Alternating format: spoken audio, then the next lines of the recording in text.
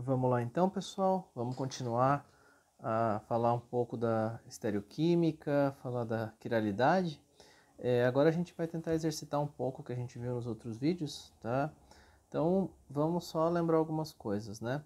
Quando a gente fala em enantiômeros, a gente tem que lembrar sempre que nós estamos falando de moléculas distintas, né? Que não se convertem espontaneamente uma na outra. O que significa isso? Lembra que a gente mostrou lá no outro vídeo essa molécula aqui, né, uma molécula hipotética, um modelo, que a gente podia fazer isso aqui, ó, fica girando, certo? E quando a gente gira uma molécula, ela continua sendo ela mesma, vista de outros ângulos, tá? Isso significa que, para que ocorra essa conversão, a gente tem que fazer uma quebra ou formação, né, de uma nova ligação. Então, vamos recordar um pouco do outro vídeo. Se a gente está com a molécula aqui e rotaciona, nada muda, a gente só está vendo ela em outra posição. Se a gente rompe uma ligação e troca esses átomos de lugar, a partir desse momento eu formei uma nova molécula, tá? E o que essa molécula é da anterior? A imagem especular, né? Então é o reflexo dela no espelho. Elas não são sobreponíveis, então elas não se sobrepõem exatamente como a gente falou lá das mãos. Elas não conseguem uma substituir a outra, né? Ser igual a outra. A gente não consegue a gente consegue só colocar uma em cima da outra, mas elas não ficam iguais. Então imagens não sobreponíveis, enantiômeros, e a gente tem então agora uma nova denominação, que é desse carbono que está aqui, né? Esse carbono, afinal, atende aos requisitos. Tem 4 ligantes diferentes, ele é um carbono quiral. Só que a gente tem outro nome para ele também. É um carbono estereogênico ou um centro estereogênico, tá? Vocês vão ver quando a gente for falar de outros átomos, a gente pode dar outras denominações. Então, claro, a gente não vai usar o nome carbono. Mas para nós aqui, por enquanto, é suficiente chamar ele de carbono estereogênico ou, de uma forma mais geral, carbono quiral. Lembra sempre, cada vez que a gente quiser ser mais preciosista no nome, a gente vai ter algumas restrições, tá? Mas por enquanto o conceito estando claro já tá bom. Bom, e aí a gente precisa ter duas separações importantes. A molécula quiral, ela não é sobreponível à sua imagem especular, que é o que a gente já viu. Então, se eu tenho essa molécula e a imagem dela aqui na frente, não sobreponível, né? Ela é uma molécula quiral. Se ela for sobreponível, ela é aquiral. Então a gente pode falar, por exemplo, desse exemplo mais claro aqui, né? É mais tradicional. Nesse aqui é o extremo, né? Todos os ligantes são iguais, então a imagem dele, todos os ligantes também serão iguais. Eu consigo sobrepor e ele vai ser a mesma molécula, tanto objeto quanto imagem, tá? Então é uma molécula aquiral. Se tem os 4 ligantes distintos, é uma molécula quiral. Então, o critério básico é esse, né? Ter os 5 ligantes distintos. Vamos dar uma olhada aqui em alguns exercícios, né? Todas essas moléculas aqui apresentadas têm a fórmula molecular C5H12O. Isso significa o quê? Que elas são isômeros, certo?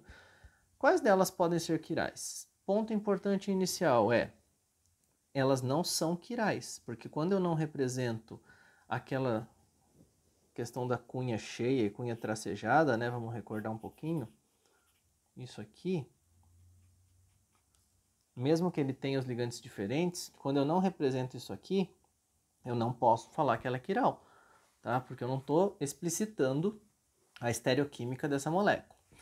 Beleza, mas para ela ser quiral, ela precisa então que pelo menos um carbono tenha 5 ligantes diferentes. Eu vou fazer com vocês alguns aqui, os outros a gente deixa para discutir nos comentários ou vocês enviam as dúvidas, tá? Vamos dar uma olhada aqui, ó. Por exemplo, a molécula A. Esse primeiro carbono aqui, ele tem 3 hidrogênios e o outro restante da molécula ligado a ele. Bom, se ele já tem 3 hidrogênios, então ele não é um carbono quiral, certo? Então, todos esses da ponta aqui, ó, este e este, não podem ser quirais porque eles já têm 3 hidrogênios. Então, lembra lá, tem que ter os 4 ligantes diferentes, os 4 substituintes diferentes. Então, sobraram quantos carbonos? 2 carbonos aqui, tá? Este carbono aqui, ele também não pode ser quiral. Por quê? Porque este grupamento aqui e este grupamento aqui são iguais, tá? Então, como nenhum desses da ponta também é, esse aqui também não é. E este carbono aqui, o que ele tem ligado a ele? Ele tem este grupo grandão aqui, esta metila CH3, né? Esta hidroxila, e o outro ligante dele que não aparece na representação de bastão, a gente vai desenhar aqui agora, é o hidrogênio. Então, todos esses ligantes aqui são distintos entre si, certo? Então, consequentemente, este carbono aqui é um carbono quiral, tá? Então, se este carbono aqui é um carbono quiral, a molécula, como um todo, pode ser quiral. Tudo bem? Vamos pegar um outro exemplo extremo e os outros ficam para vocês fazerem. Nesse caso aqui, ó, não existe nenhum carbono quiral. Vamos dar uma olhada? Estes da ponta, lembra? Todos CH3, então tem 3 hidrogênios, já ficam iguais. Este aqui tem esses dois grupamentos que são iguais entre si. Estes dois carbonos aqui, cada um deles está ligado a 2 hidrogênios que já são iguais. Consequentemente, eu não tenho a possibilidade de nenhum carbono ser quiral. Então, esta molécula aqui não pode ser quiral. Esta pode, esta não pode, tá? Tentem fazer os outros para a gente dar uma olhada se ficou claro. Beleza? Tudo bem. Mas a gente conseguiu determinar se essas moléculas são quirais ou não, a gente tem que especificar. Lembra aquelas letrinhas que a gente falou lá nas outras aulas? RS? Então, aquilo lá a gente vai chamar de configuração absoluta. O que é uma configuração absoluta? Configuração absoluta é para a gente diferenciar, olha lá, voltando nos nomes, hein? Diferenciar os estereoisômeros. Isso quer dizer que eu vou estabelecer uma ordem de prioridade dentro dessa molécula aqui, ó, molécula quiral, 4 ligantes diferentes, tá? Eu vou estabelecer uma ordem de prioridade e se essa prioridade for no sentido horário, eu vou chamar ela de R. Se essa prioridade for no sentido anti-horário, eu vou chamar ela de S. Tá bom? Vamos tentar fazer e, de novo, recordando lá no comecinho, quando a gente começou a falar de estereoquímica. Precisa de visão tridimensional. Se não tiver uma boa visão tridimensional, tem alguns modelinhos, tá? Esse aqui é um, mas a gente pode propor outros, com bolinha de isopor, com massinha e tudo mais. Hoje em dia tem vários softwares também, eu posso indicar para vocês vários, que vocês conseguem dar uma olhada. Mas vamos tentar exercitar no papel, que é a forma mais comum aí que a gente tem, tá? Então, qual que é o exercício que a gente tem que fazer? Como é que eu determino esse sentido? Através de uma ordem de prioridade. E qual é essa ordem de prioridade? É dos números atômicos, tá? Então, vamos recordar lá os nossos primórdios, classificação periódica, números atômicos apresentados aqui, ó. Então, o número atômico do carbono, por exemplo, 6, tá? Número atômico do silício, 14, número atômico do fósforo, 15 e por aí vai. Tudo isso é informação na tabela periódica, tá? Então, isso daí não é dessa nossa disciplina, mas vocês podem buscar outras informações aí para localizar. Tudo bem? Vamos, então, tentar exercitar em cima dessa molécula aqui. Primeiro ponto é, qual é o nosso carbono quiral? O nosso carbono quiral é esse aqui, ó, que eu estou destacando para vocês, tá? Então, esse carbono central aqui. Ele tem 4 ligantes. Primeiro critério é, não adianta ter esse desenho para frente e para trás. Ele precisa ter os 4 ligantes, 4 substituintes diferentes. Vamos analisar quem é quem. Esse aqui é o hidrogênio. Esse aqui é o bromo. Esse aqui é um grupamento metila, tá? Então, é um CH3. E esse aqui é um grupamento etila, tá? CH3, CH2. Certo? Então, são todos distintos? São. Então, nós temos aí um carbono quiral. Só que nós precisamos determinar se na forma como ele está apresentado aqui, ele é R ou S. Como é que eu faço isso? Primeira coisa. Então, vamos colocar ele como está aqui nesse modelinho. Ó. Vamos tentar acompanhar por cores. Quem é que ele está dizendo que está para trás? Cunha tracejada está para trás, hidrogênio. Este é o hidrogênio.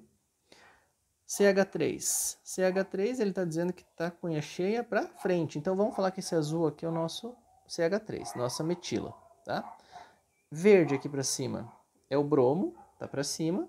E quem sobrou aqui para a lateral no plano, né? Se a gente colocar igual, vermelho, etila, tá? Então, a gente vai ter que exercitar o seguinte. Se a ordem de prioridade é pelos números atômicos, quem é que tem o menor número atômico? Hidrogênio, tá? Então, hidrogênio aqui, hidrogênio aqui. A gente vai deixar ele para trás, certo? Então, o hidrogênio é a quarta prioridade, certo? Então, 4 ligantes, 4 prioridades. Ele fica para trás. Percebam o seguinte, ó, rodando para um lado ou para o outro a molécula, ela não muda porque eu não rompi ou formei uma ligação, tá? Eu vou ter que analisar agora. Então, verde lá em cima, ó, é o bromo. Qual que é o número atômico do bromo? Vamos consultar a tabela periódica. Número atômico do bromo, 35. Número atômico do carbono, 6. Então, bromo tem prioridade em relação ao carbono. Então, o bromo é a nossa prioridade 1, tá? Então, nós já sabemos que o bromo é a nossa prioridade 1, hidrogênio é a nossa prioridade 4, certo? E dentre esses dois aqui? Os dois são carbonos ligados a carbono, ao carbono central, ao carbono quiral. E como é que eu vou diferenciar agora se os dois são carbonos, né? Tem o número atômico 6. Eu vou olhar quem é que está ligado a cada um destes carbonos aqui. Então, ó, a este carbono são 3 hidrogênios. A este carbono, que é esse aqui, né? Tá? Esse aqui. São 2 hidrogênios e 1 carbono. Ou seja, em relação ao número atômico, este aqui tem maior prioridade do que este aqui, que só tem 3 hidrogênios. Então, nossa prioridade é 2 e 3. Observem, ó. Estava assim, coloquei o hidrogênio para... Aqui o hidrogênio, né, ó, branquinho. Coloquei o hidrogênio para trás, nossa prioridade ficou bromo, etila, metila. Esse sentido aqui é o sentido anti-horário, certo?